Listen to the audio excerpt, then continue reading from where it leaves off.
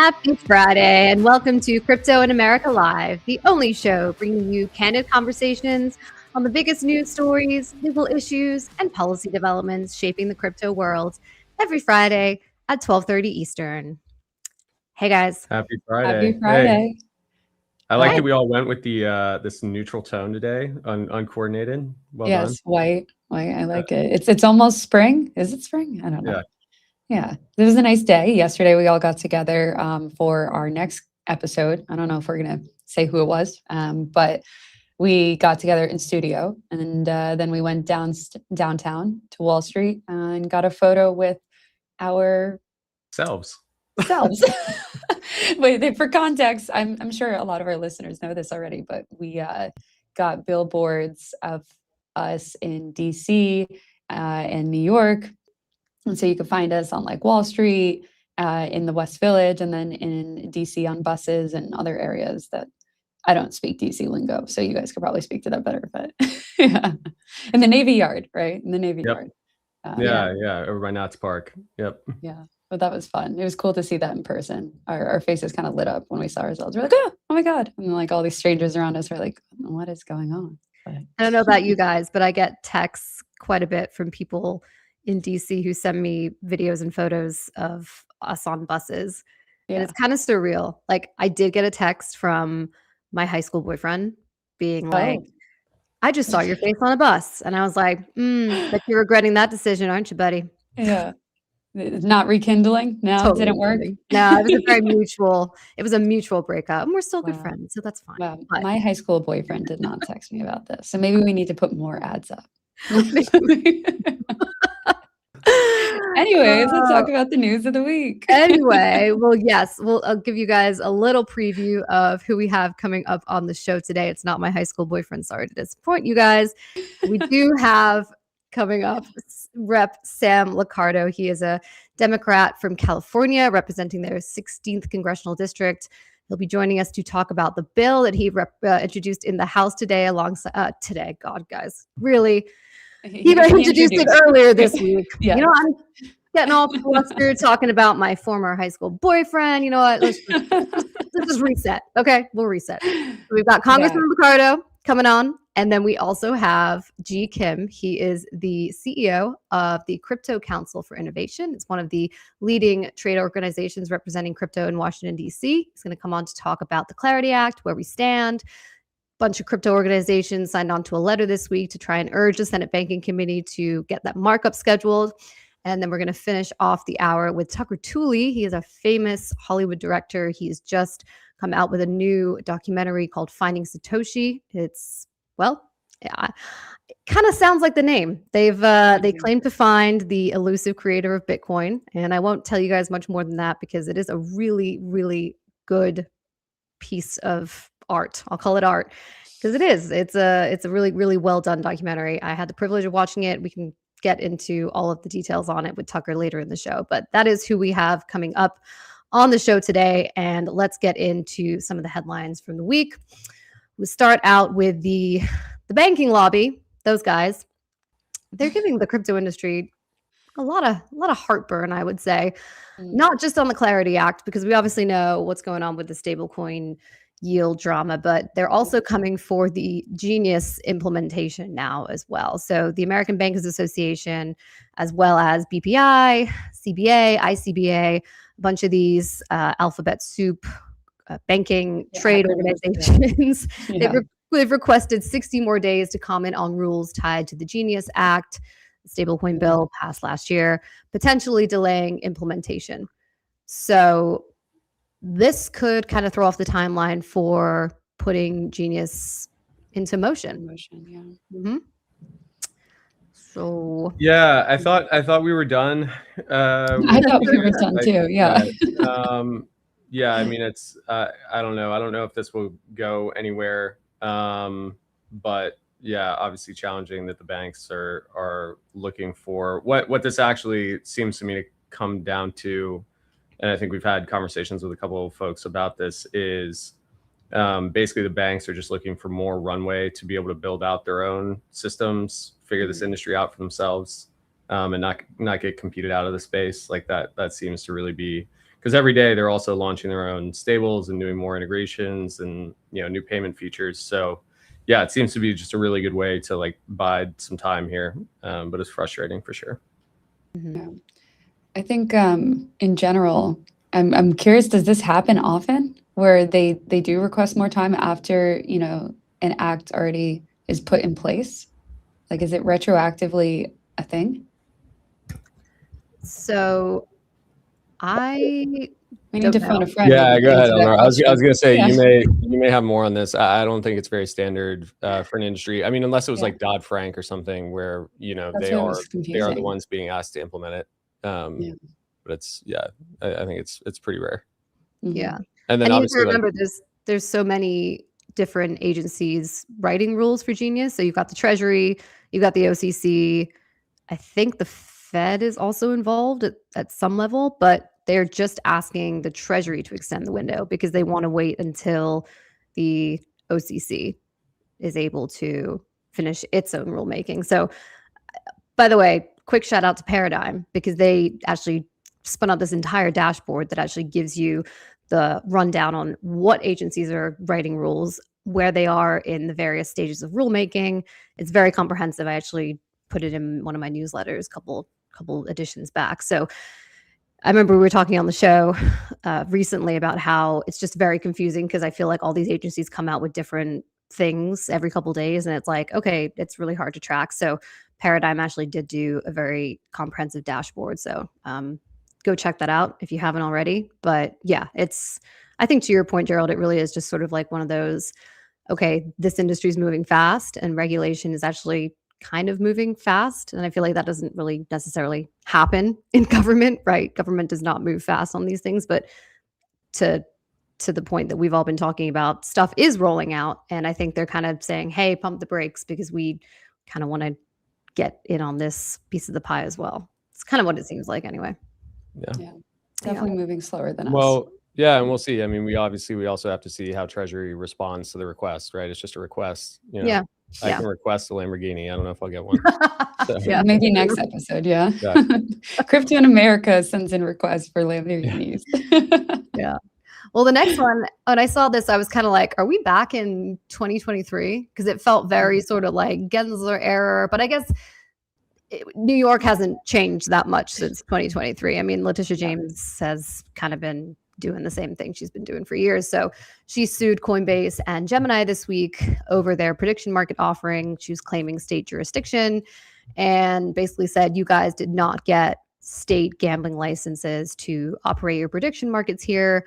There was also claims that customers under 21 were using the platform to place bets. And obviously this is all happening as federal and state jurisdiction wars are raging. And Chairman Selig has said that the CFTC has complete jurisdiction over prediction markets at the federal level. And it's just another example of, states really trying to elbow their way in here and say, hey, no, this is ours, not the federal level. So, but yeah, bit of a.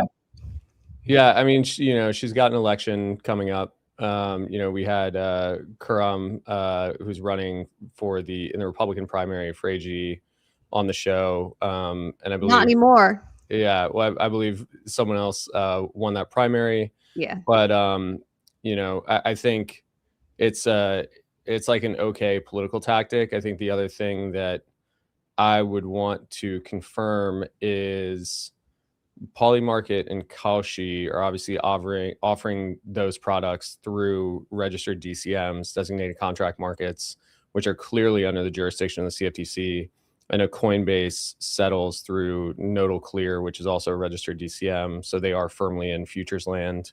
And then I'm actually not sure who Gemini clears through, but I think one of the only plausible arguments you can make here, other than this being a political stance, is that you're offering these products on some kind of like an unregistered futures exchange. And so therefore they're falling out of that CFTC kind of registered domain. But yeah, otherwise, you just highlighted how, I guess, active and kind of at least cooler to crypto, the NYAG's office has been historically. So yeah, we'll see how it goes.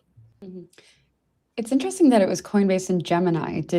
I wonder if there's also going to be suits for, the more traditional prediction market offerings. By traditional, I mean not tied to a crypto exchange, but like the Kalshi and Poly markets of the world. Yeah, that's what I mean. Is like we'd have to go back and read the complaint, and I know Yeah. Coinbase is clearing through a registered DCM. So unless there's some kind of like novel legal argument that's being made here, Yeah. I don't know why you would throw those guys in there. I think Paul also responded to it on Twitter. There is something going through the court right now. Yeah. Paul Grewal from Coinbase. Yeah. Coinbase will continue to fight for federal oversight of these markets that Congress intended. And there was another point I was going to make. What was it?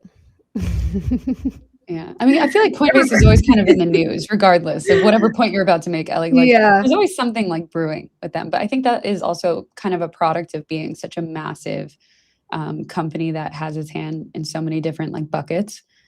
And also not all of them are necessarily uncontroversial, if I could say so, And so like when you kind of like test the waters, there's going to be suits to follow, even if like what you're doing is not ill-willed or whatever, or malicious, I would say. Right. Yeah. Yeah. But he must be busy, Paul. He came on the show. We could bring him back on and ask him. Yes. No, we'd love to have Paul back on. So if you're watching, Paul, invitation's open always. Yeah. Maybe speaking of more suits, shall we move on to Justin Sun? Exactly. So I don't think this one was entirely surprising given the back and forth we've been seeing on Twitter between Justin Sun and whoever runs the World Liberty Financial Twitter account. The intern? Yeah. Quote unquote intern. Yeah. Yeah. But looks like Justin Sun filed a lawsuit in California federal court this week. I mean, we'll see how far this goes. But I saw Eric Trump did respond, and he called out the Banana Gate situation. The only thing more ridiculous than this lawsuit is spending $6 million on a banana duct taped to a wall. We are incredibly proud of the World Liberty Fi team. Someone did post below that a photo that Eric Trump took of him and Justin Sun together with the banana duct taped to a piece of wall. So there was a time he liked the banana. There was a time he liked the banana. So well, and also I'll just point out. So, and I don't know if we have the. I believe it was Justin Sun or someone else posted the like heavily redacted complaint that he actually filed because there was a lot of information there. I think the actual complaint references basically trying to induce Justin Sun to basically just invest, like double down in World Liberty and invest more money in exchange for like changing the rules. We obviously don't know the veracity of those complaints. Like I said, it was really heavily redacted. Also, just like not legal advice, but pointing out that somebody spent money on a banana is not a legal argument in response to a complaint. That's our in-house lawyer correspondence. Thank you, Gerald. Yeah, not legal advice, but yeah. Unfortunately, there's no motion for this guy bought a banana, so dismiss the suit. Well, similar to when they called him out the first time, when they said, does anyone even trust Justin Sun anymore? And it's like, I think a lot of people on Twitter were like, what kind of response is that to someone who's calling you out for perhaps legitimate claims? It seems like a very childish response. Yeah. Well, and I think it's also challenging because it's not isolated, right? Like Justin Sun has the deepest pockets to litigate this, but a lot of people were very unhappy with the governance proposal, and like there are other sort of people unhappy with the team right now. So yeah, we'll see. There was also, maybe not to go too off topic, but other headlines of World Liberty Financial's co-founder, Zach Witkoff, from The Real Deal this week. I don't know if you guys saw that too, but it was body cam footage of his 2022 arrest for possession of cocaine, which was ultimately dropped by prosecutors, but that's definitely circulating around the internet this week. So, oh boy. Yeah. Never a dull day. Tough week for the World Liberty Financial team, but maybe I think it'll come out okay for the foreseeable future. Maybe it'll be a better weekend for the Trump memecoin team if they have a successful conference down in Mar-a-Lago this week. So the president is supposed to be set to appear. So they Oh my confirmed the White gosh, House. that headline. I know the White Politico House. headline. I love that. The Yeah. White House confirmed yesterday that Trump himself is supposed to appear at a gala luncheon tomorrow at that conference. And yes, I read this Politico article with a very interesting headline. So basically, there's two camps of people. There's the people who say, fuck this coin. Yeah. And then there's the people who say, oh, it's still underrated. I'm still holding. But yeah, I mean, it seems to be, at least in that article, the majority of the people are saying, you know, I sold the tokens. This is not a great investment. And I'm pretty unhappy with the trajectory of this thing. Can I be honest? I Mhm. bought the Trump meme coin. And I Oh. still am You're a holding the satisfied Trump customer. meme coin. Oh, you're still holding? I'm okay. If there's something about me, and I've definitely said this on the show before, I'm a very loyal meme coin holder, aka I never sell. So I just write it to zero. I think that was the last meme coin I bought because I was just like, wow, I got burned on this pretty hard. I didn't buy a crazy amount, but I remember it was like $50 the morning after it launched. And I was like, let me ride this up, you know, and it did go up. I think it went to like $75 or something. And now it's down to like what?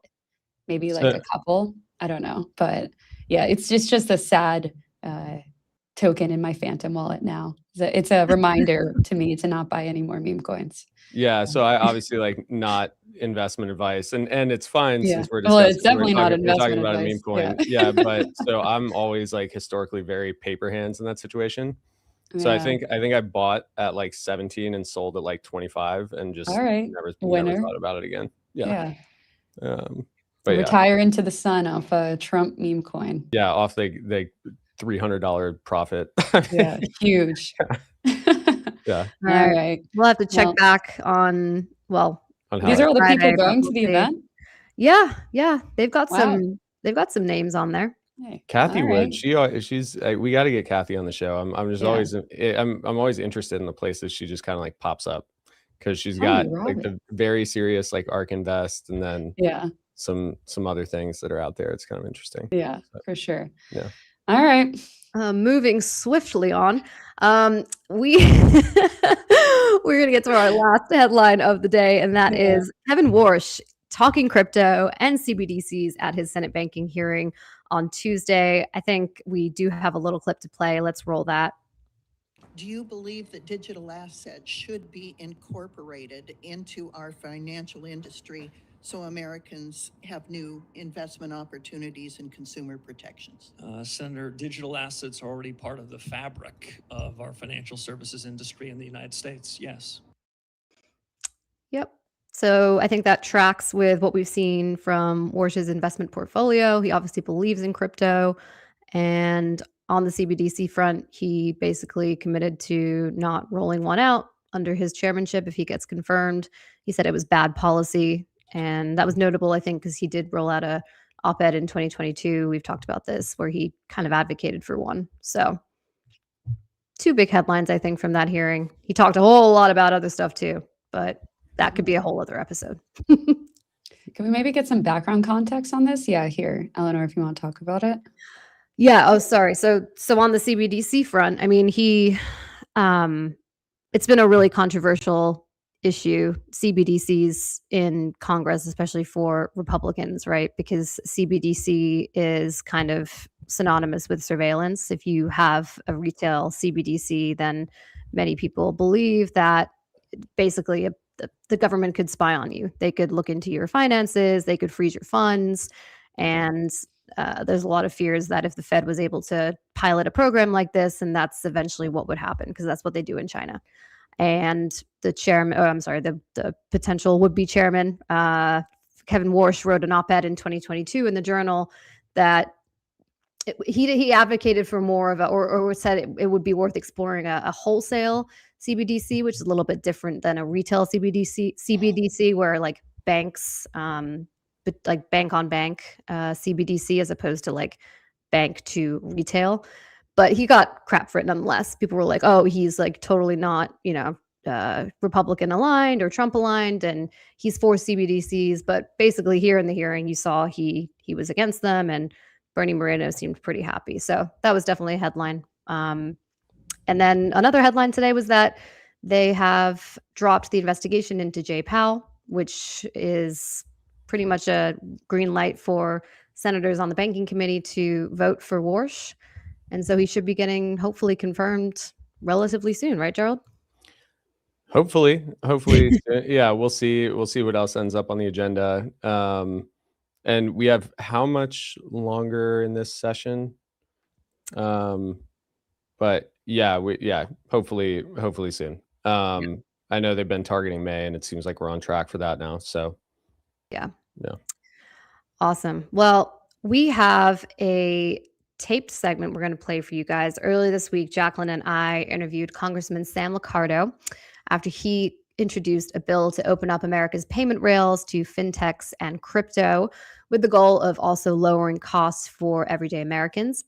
It comes at an inflection point for the industry as dozens of crypto companies look to get regulated at the federal level and as crypto seeks broader adoption by traditional institutions. We're joined by Congressman Sam Licardo, a Democrat representing California's 16th congressional district. He and Congresswoman Young Kim released a bipartisan bill this week that aims to create a national payments framework for fintech and payments companies and crypto companies. Congressman, thank you for joining us and welcome to the show. Great to be with you, Eleanor. Great to have you. So we're seeing more and more crypto companies want to come into the regulatory perimeter. This bill is about reducing friction in the payment system for them, but it's also about consumers and consumer protection. At a high level, can you tell us what about the PACE Act, what it does really, and what you decided and why you decided to introduce this now? Yeah, it really starts with the consumers. Give you an example. I represent a city of 1 million people in San Jose. About 400,000 of those folks are immigrants or immigrant families, and they're sending a lot of money home in remittances. And those are some of the families that are struggling the most, and they're paying very high fees to get access to what we call the payment rails. Payment rails are like FedNow or ACH, and so traditionally banks have had exclusive access to those payment rails, and they charge significant fees. And of course, the folks who can afford them the least are paying the most. And we think there's a lot of fintech and crypto companies that would love to have that access and can provide that access at much lower cost. And certainly we're seeing that in other countries throughout the world, particularly in Europe. We're not seeing that in America. We want to modernize the payment system here in America. So that's what this bill is about. And so I was proud to reach out to Young Kim's team and see how we could work together on this. Yeah. I mean, the bill talks about the frictions of the old incumbent system. What would you say is the biggest problem that state depository infrastructure and institutions face today, as well as credit unions? I'm certainly not an expert in their industry, but it seems to me that they have a cost structure that is inconsistent with what we're seeing today with a hyper-competitive world where many companies in other countries are able to drive fees to a very low level. You simply can't get there with a traditional brick and mortar approach to banking. And look, these banks and other institutions are providing incredibly important services around lending, providing savings and deposits and so forth. That's wonderful, but not every financial company wants to do that. And certainly we see that in the crypto and fintech industries. Some folks just want to do payments. That's great. Let's give them the ability to do it. And you mentioned the fees, Congressman. What is driving the fees that are being passed down to consumers? Well, I know I'm not going to startle anybody in suggesting that maybe there's an interest in profit, right? And the truth is people don't have enough options. And they'll pay the fees because they just don't have a better option. And that's particularly painful for, as we think in a city like San Jose, where, you have thousands of families that are sending money home to Mexico that is really critical for sustaining those families. Every $1 or $2 that's removed in fees has a real impact because they're not able to send that much home.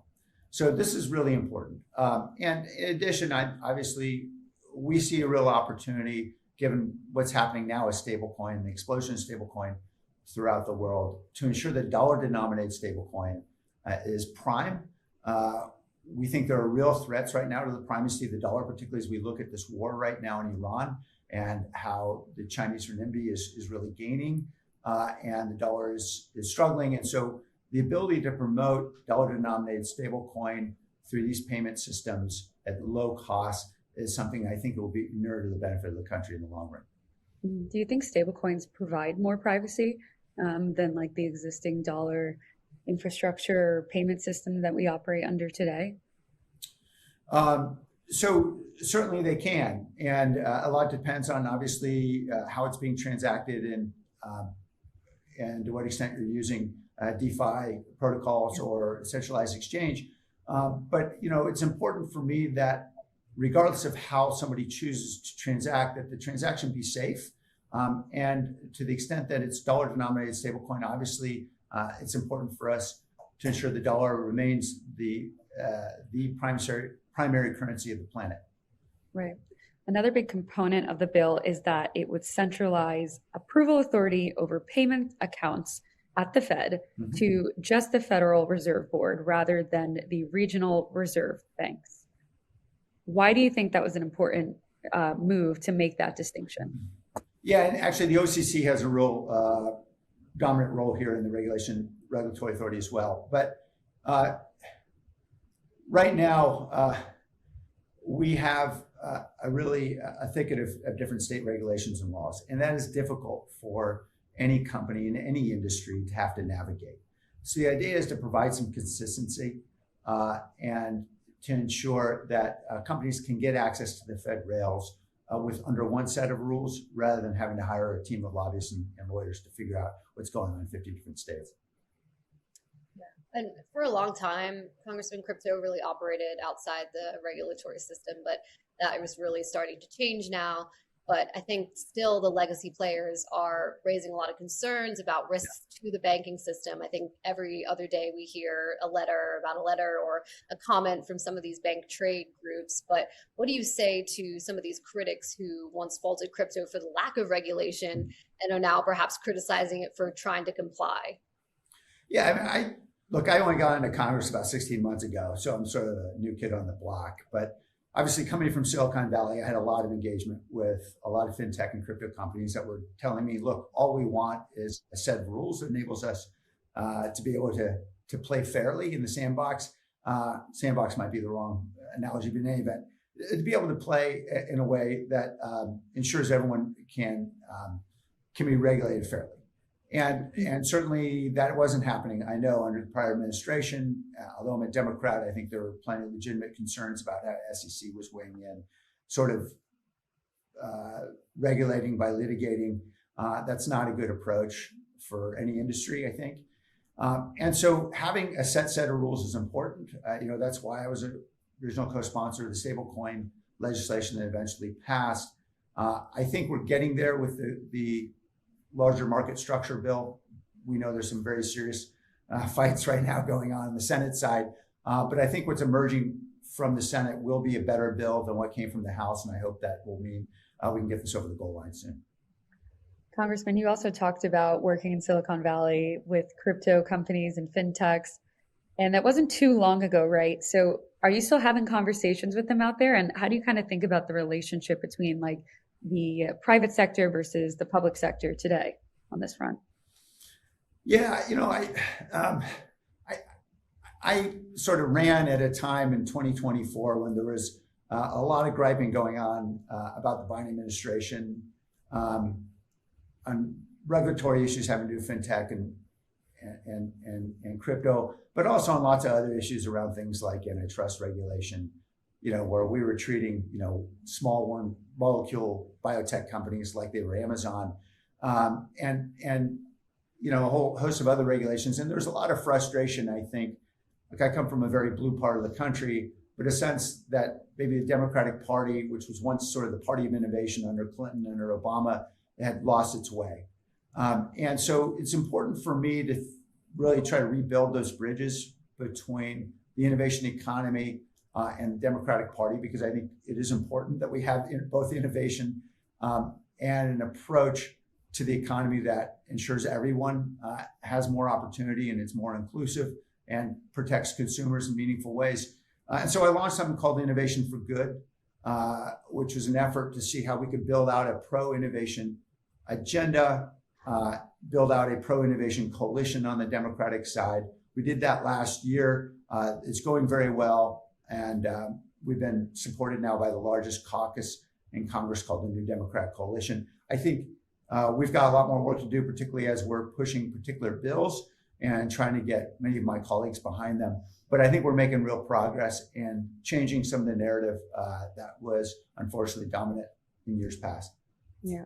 If we look at kind of the big picture of everything right now, how do you think about the future for fintechs, crypto companies, and banks? So all three of these different entities kind of working together in the US market and serving the average American. Yeah, we need all of them. I think it's important. I don't want to badmouth legacy banks because they provide really important services that we know crypto companies, fintech companies may not want to provide. So we need everybody to do well. But it really starts by ensuring we have a fair set of rules and everybody knows the rules in advance. And the rules aren't getting changed every time we have a new regulator in charge of one agency or another decides they want to get to court and prove a new theory. So I think we have a real opportunity in the months ahead, really in a bipartisan way, to ensure we have fair rules of the game that enable everybody to do pretty well. Yeah, Congressman, your PACE Act, it is bipartisan, but how would you define the state of crypto in Congress right now? I mean, we saw the Clarity Act pass. I think 78 Democrats were in favor of it last year. I don't know if anything's changed in the House since then, but we see what's going on in the Senate when it comes to clarity, obviously. Has anything changed when it comes to crypto in the House? If not, if so, what will it take to get back to bipartisanship? But how is the temperature right now in the House when it comes to crypto? Is it still bipartisan? It's probably fair to say not much has changed on the House side. Obviously, all the dynamics are at play in the Senate side as they're wrestling with the final text of the bill.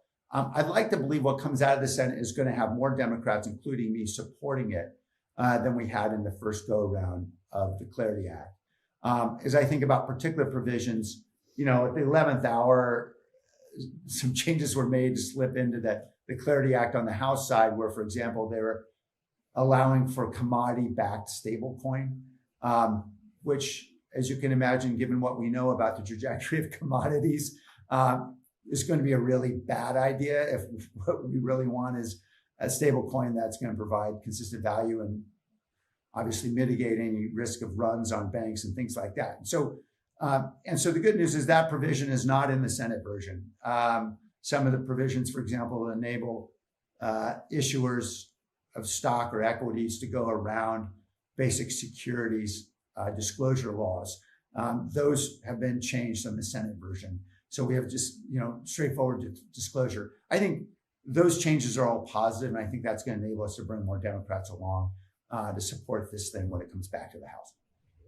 So are you of the opinion then that if Clarity doesn't pass this year and the House flips in November to be a Democrat-run establishment, that Clarity has a chance of passing next year? I do. I don't look. I think there's enough folks on both sides. The important thing, I believe, is really to get the moderates on both sides together. And I think there's a real opportunity, regardless of what happens in November.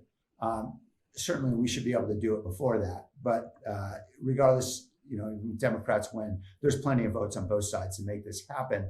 I think a central point, I know that a lot of the fights of the banks have been over interest and things like that, but I think what happens on the DeFi protocols is going to be really important. We know that, the centralized exchanges are doing a very good job in crypto in terms of making sure, if someone's defrauded, if there's crime happening, there is a way to actually identify whoever the culprit is in a way that's still consistent with everyone's reasonable expectations around privacy. I think being able to provide consumers the ability to understand how they can have safe transactions on DeFi protocols is going to be really critical around disclosure. And if we can make that happen, I think this is going to get a lot of Democratic support. Yeah, well, I'm hopeful of that as well. Yeah. Congressman Licardo, thank you so much for coming on today. It's great to be with both of you. Thank you. Thank you. Well, speaking of Clarity, with 1 week left in April, there's still no date on the calendar for Clarity Act markup. The pressure is building. More than 120 crypto firms are urging the Senate Banking Committee to move fast. Let's bring in Ji Kim, the CEO of Crypto Council for Innovation, one of the groups that helped lead the effort on this letter. Ji, welcome to the show. Thanks for having me. Really excited to be here. Good to see you. Good to see you. Good to see you. This is your first time on Crypto in America, so welcome.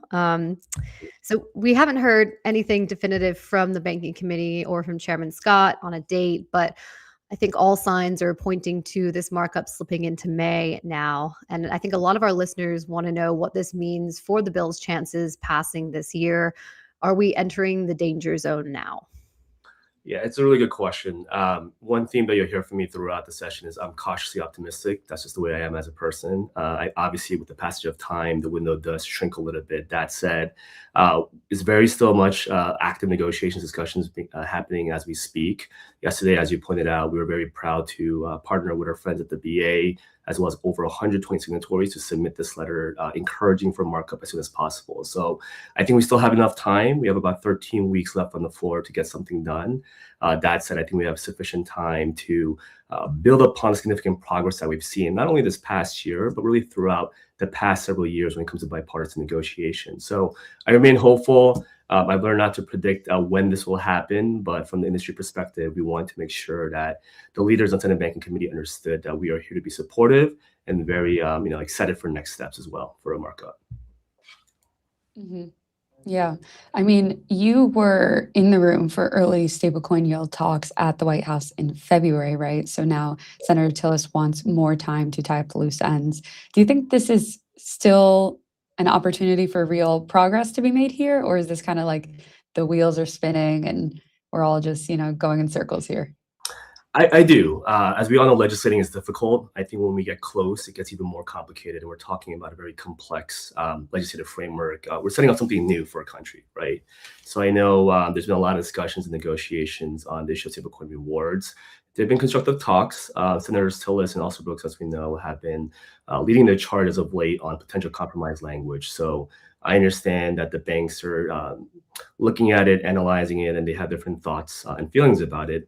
From the industry perspective, it's very simple. We don't agree with all of the purported concerns from our friends in the banking industry, but we remain at the table, working constructively, negotiating in good faith. We understand how important this is for our industry. And what's key is, even if we accept their alleged concerns to be true, which we disagree with, is very, very important to preserve transaction and activity-based rewards for stablecoins. That's the North Star and objective of the Genius Act. In order for U.S. regulated payment stablecoins to grow in adoption, traction, and usage, we need that to be preserved. So I still remain hopeful for a markup. I remain hopeful that this compromise language will be publicized in the weeks to come. And for CCI members, we are still at the table making sure that we can land this legislation for our country and for our industry. Gee, we've seen so many timelines get pushed back or put out there, whether it's from Senate Banking Committee on a markup or whether it's from the White House on their expectations of getting signatures in place. We're heading rapidly, hurtling towards May here. And we get asked and discussed with guests on the show all the time about what timelines are realistic. If we get stablecoin yield done, how quickly do you think we can solve the kind of quote unquote like 2 or 3 other issues that are still on the table to get clarity done? Yeah, I think it'll go pretty quickly, actually. Obviously, rewards, as we discussed, is an important issue that's still being considered and fleshed out. But I know behind the scenes and in parallel, the other open issues that you mentioned, Gerald, are still being discussed. I've been very encouraged by the deliberate, substantive conversations from both Democrats and Republicans on Senate banking on these topics. So no one's waiting for this. I think it's important that we zoom out and take a step backwards and look at things holistically. And we mentioned this in our letter as well. Other jurisdictions are not waiting. I like to call it a global race to the top. We see the UK moving quickly. The EU obviously has MiCA, different jurisdictions in Asia. So when we talk about why this is so important, it's of course important to provide clarity for our industry so that we can build here. But it's important also for the US not to see leadership on crypto and digital assets. I'm a numbers person, so 81% of crypto developers are offshore in other jurisdictions currently. 22% approximately of centralized exchange activities is in the US only. So that means the majority is elsewhere. And that's what's at stake here. If the US does not lead by landing this legislation, we're going to see this leadership to other jurisdictions. And that message is not only resonating, but well understood by members of the committee. So I think all of this will happen very quickly, and I remain hopeful, for next steps as well, as I mentioned. Gee, we talked about this a little earlier in the show during our headlines, but it seems that the banks are also now trying to weigh in on the timeline for Genius implementations as well. Do you see this as legitimate concerns from them, or is it maybe more of a broader effort to slow walk this crypto legislation and implementation effort as maybe part of, try and like slow it down a little bit so they can catch up themselves and maybe try and get in on some of these efforts to implement crypto and blockchain technology, in-house themselves? I mean, this effort is really, it's ramping up, stuff is getting implemented fast. I can't believe I'm saying that about the US government, but I mean, kind of what's the end game here? And what do you see this as, what are the banks doing? What's your take? Yeah, I wish I knew as well, quite candidly. That's a good question. That said, from my perspective, we all would like a little bit more time on the various rulemakings that are being promulgated. That said, for crypto, we're focused on meeting these deadlines. I always say that the banks have a lot of resources on their end as well. So if crypto can meet them, they should be able to meet them as well. So yeah, it's unclear as to what exactly the banks are thinking with their request in terms of additional time. But for us in the industry, for CCI, we're just focused on meeting these deadlines. We all knew that this was a timeline that Genius needed to be promulgated by. It's important to have these clear rules of the road. Genius has not only passed, but now been implemented. So we're just focused on next steps here. So again, I don't want to speculate as to what the banks are exactly trying to do strategy-wise, but if crypto can meet these timelines and if the regulators want us to provide comments as a next step on these deadlines, and that's what we will do on our end. When it comes to the rest of the bill, where do you think stand? Obviously, yield has dominated the headlines here. We're all talking about it 24/7. But do you expect any last-minute issues from senators or industry experts kind of on the DeFi front or ethics? Yeah, well, starting with ethics, I do think that's probably going to be one of the last issues to be addressed and resolved. I do know that both Democrats and Republicans, and of course, White House are having live discussions, but I think given that this is not squarely within the Senate banking jurisdiction on ethics, I expect that to be more of a Senate floor process. But it's an important issue for both Democrats and Republicans in the White House, so we'll see how that shakes out, but I'd expect it to be the last issue. Tokenization, 505, ensuring that non-controlling service providers, blockchain developers, or software developers are not somehow deemed money transmitters remain ongoing discussions, but the industry is very united on that. I do think we are resonating with different Democrats and Republicans on this issue. So those are a couple of issues that are still out there. Obviously, even Title I, ensuring that exchanges can provide necessary disclosures when it comes to different assets, it's also being finalized and fleshed out. But all of these things, as I mentioned to Eleanor's question earlier, they're happening in parallel. No one is waiting. No one's waiting for the rewards issue to be addressed. That is, of course, an important issue for both the banks clearly as well as for industry, but all of this is happening right now in rapid fire. So again, I remain hopeful for next steps when it comes to a markup from the Senate banking. G, before we let you go, I want to get your perspective on one other aspect of something you just ran through, which is how comprehensive the bill is, right? Like I think it's a very daunting task.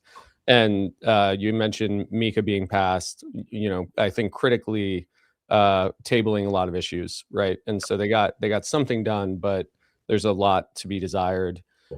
Nobody seems to really want to talk about this topic quite yet, given the calendar. But if the House does flip, and we're going into next year without clarity passed, what do you think the odds are that we start maybe skinning this down a little bit? And obviously, that's not something that the industry wants to see or any of the trades want to see. But how do you think that would go? Yeah. It's a really good question. I'm focused on trying to get this done, but you're right. I think even if the House does go back to Democrats, one thing that CCI and I have seen is that crypto is very much a nonpartisan issue.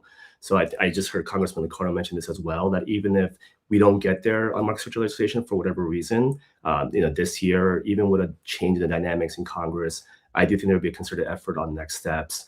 This is a very comprehensive bill, as you pointed out, Gerald. We talk a lot about how there's a crypto bill, but just to bring it back to the banks, there's a whole section here about bank permissibility. So a lot of people want to make this about a crypto versus a banks issue. It's not. All Americans should want this, whether you're a bank, more of a traditional FI, or in a crypto native company. There's everything here to address what the next step should be to bring this activity back to the US to unlock innovation. The last thing that I'll say is one of the reasons why I was so proud of the letter that we submitted yesterday was, if you look at the signatories, there were over 30 local and state college chapters who signed on from Stanley Crypto. What this means is that we're not just talking about the crypto native firms, but the next generation of Americans want clarity, want a regulatory framework to make sure that this innovation stays and grows here in the US. So if the younger generation of Americans want it, if this is a nonpartisan issue, I remain hopeful that in the worst case scenario where we don't get this bill this year, that this would be a concerted effort and we could still address a comprehensive framework for our industry. Gee, thank you so much. Yeah, thank Thanks for you. having me. It's a lot of fun. Thank you. See ya. See you soon. Well, a new documentary claiming to have identified Satoshi Nakamoto is receiving a surprising praise from many in the Bitcoin world because it's a topic that many Bitcoin evangelists tend to actually avoid because they don't believe knowing who Bitcoin's elusive creator is really matters or adds much to the technology or the ecosystem. But this documentary is changing things, and mainstream media attempts in the past to uncover his identity and have been at best poorly received. So let's roll some of the trailer of Finding Satoshi. Usually I'm looking for people who've done something wrong. But in this case, I was looking for somebody who did something revolutionary. For a few years, you declined to speak with me. What changed your mind? There's this concept called K-anonymity. You can sum it up as the bigger the crowd, the easier it is to hide in. But there's a small risk. In The Wizard of Oz, when they saw behind the curtain, they began to think, that looks very suspicious. Bill, I know who Satoshi is.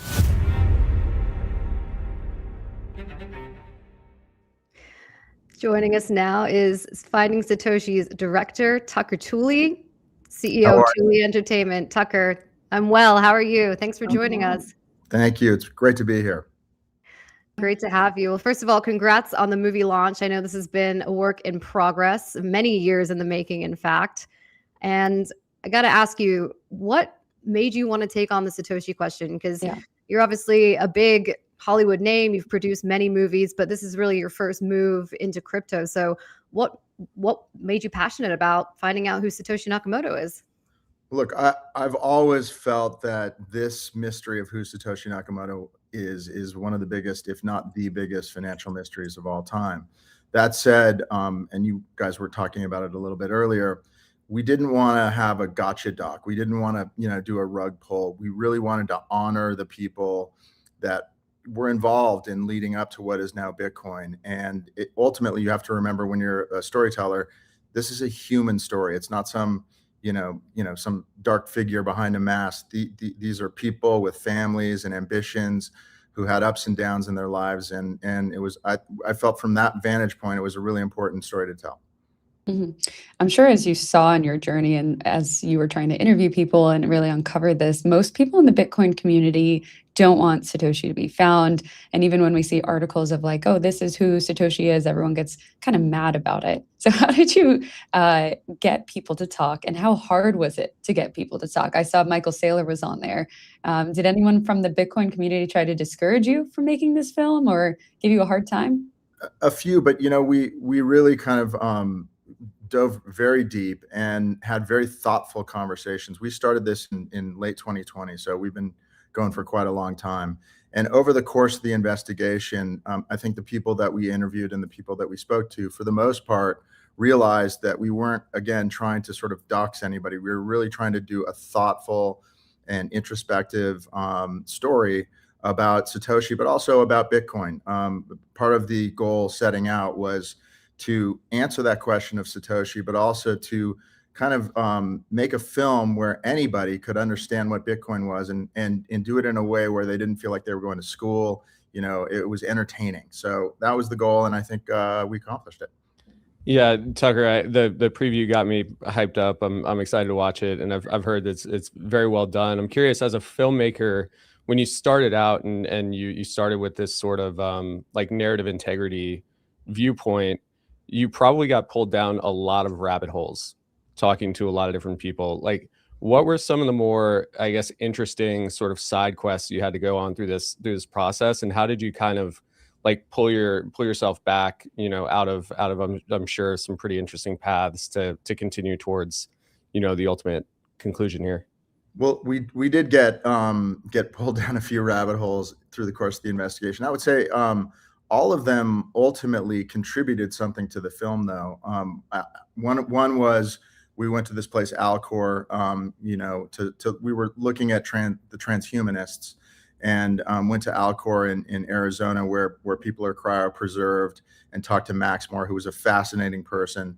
But it was really interesting as we would go on these side quests to see how everything sort of went back to this almost libertarian, original libertarian sort of ethos that the cypherpunks and this whole group of people had, which was born out of something that I think is super important. Just this sort of revolt against, not even a revolt really, but this sort of resistance against, having the government printing as much money as they had printed and controlling everything. And people wanted a different route. They wanted a different way. They wanted something that they could have some influence and control on without anybody in between. So that we kept circling back to that philosophy, really, which was at the center of everything. Tucker, I think I heard you say you started in 2020. I knew it was a multi-year project, but 6 years, I mean, that's incredible. What was, I mean, were there a few challenges? I mean, I'd say more than a few challenges. That pesky little pandemic in there. Pesky little pandemic, I'm sure. Yeah. What was sort of what was behind that long timeline?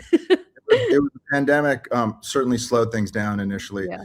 But I'd say, we wanted to get the answer right. And the thing I've learned, when I'm producing a feature film, with a script and actors and a beginning and a middle and an end, everything is very controllable. You know when you're going to start, you know when you're going to finish.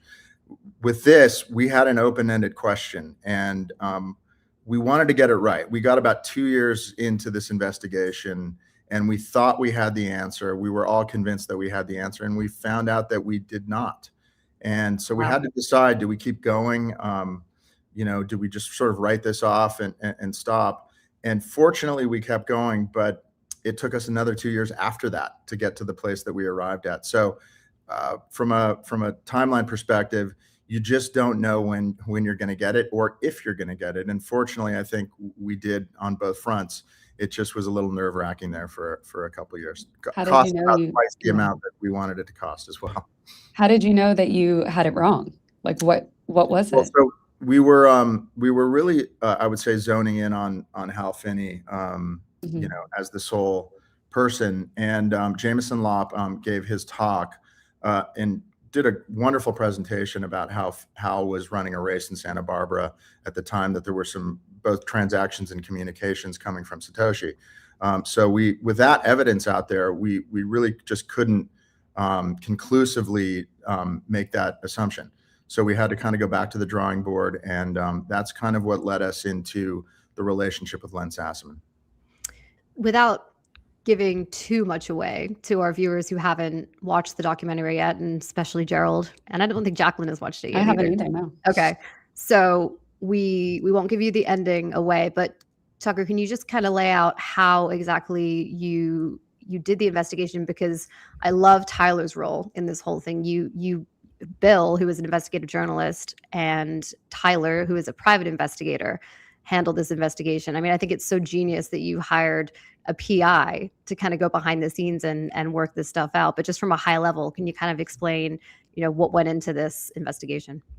Yeah, sure. I mean, we really started with Bill, I would say, and just really trying to interview, the most prolific people in the space and in finance. And we kept hitting a wall, and you'll see it in the movie, really, and I understand it now, and I did then to a certain extent, but no one really wanted to talk about Satoshi. And if the subject came up, they would say, well, not now, we're not interested in talking about Satoshi, or we don't think it matters. And so at that point, we really had to bring in someone who I think just went about the investigation in a very different way. Really what Tyler did was he just dove in, he went down a rabbit hole, and you hear the term private investigator. He I would say was a movement investigator. He went way back to the Mets Dowd and started just interviewing everybody he could, all the early cypherpunks, looking at, the predecessors of Bitcoin, PGP and BitGold, and just talking to as many people on the record as he could possibly talk to, friends of Hal Finney and Len Sassaman and relatives and other people as well. And we kind of started with a list of people that we thought had the skills to have been Satoshi Nakamoto, and over time narrowed that down. And through the investigation, we talked to a lot of professionals: Alyssa Blackburn at Baylor, Catherine Puckett from the FBI, who's a really linguistic analysis. She pointed to the she uncovered the which bomber was it? The Unabomber. Unabomber, yeah. Right. Amazing. Yeah. So we took it outside of the space of crypto and talked to as many people as we could possibly talk to. And again, on the record, we have a lot of great interviews in the film, which I think people will find fascinating. Amazing. Well, I'm excited to check it out. Yeah, Tug, I do actually have one quick question before we let you go. I don't know if you have any plans for like a follow-up in the crypto space, but obviously we talked a little bit earlier in the segment about the willingness of crypto folks and the Bitcoin community specifically to work with journalists and people like that. Did this change your perspective of Bitcoin as like an asset at all, or what's your relationship like with the community now? I love the community, and my part of the reason I wanted Bill Cohan and Tyler is they knew nothing about Bitcoin, so they're kind of the eyes of the audience. I would say that Bill started as a real skeptic, and Tyler is just a great investigator. So he's open to all considerations. I love Bitcoin when we started, and if I was the one interviewing everybody, I would just be really sort of bullish on that. But those guys really came about in a much more objective way. And, I thought that was really important for this documentary. If anything, my appreciation has increased, meeting the people and really going back in time and looking at what started this whole thing. It was born out of something virtuous, and these people were good people and really brilliant people and kind and had great families and great people around them. So, I have a real reverence for them and Bitcoin. Super cool. Tucker, thank you so much. Where can our audience find the documentary? FindingSatoshi.com, or if you have a Coinbase wallet and you're a sort of active Coinbase user, there's a reduced price. You can actually purchase the doc through the Coinbase wallet. Nice. Very cool. Yeah. Awesome. Well, thank you for coming on. Thank and you. Congrats on finding Satoshi. Yeah, thank you. So cool.